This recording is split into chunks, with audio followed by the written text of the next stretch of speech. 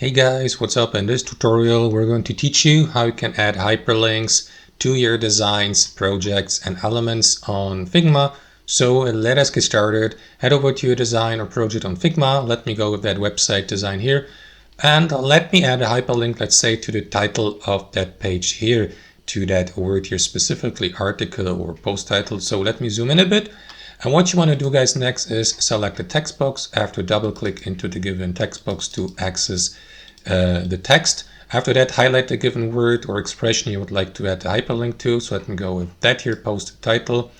After that, you will see that it has been highlighted with that slightly bluish background color. So what you want to do next, guys, is pay attention to that list of tabs or tools at the bottom.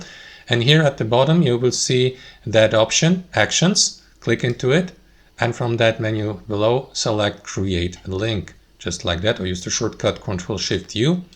After that, you will see that text box above. So here you may enter the URL of the destination page you would hyperlink to. So let me go with google.com for the sake of this tutorial. Copy the URL of the destination page, head back to your design and paste it here. And that's it. That's how you do it. You may, for example, remove the given hyperlink by clicking on that button here. So guys, if I click into the hyperlinked word here, I will be automatically redirected to my destination page. And that's how it works. You may also hyperlink to or redirect to other pages or sections of your website or design project here. You may do that as well.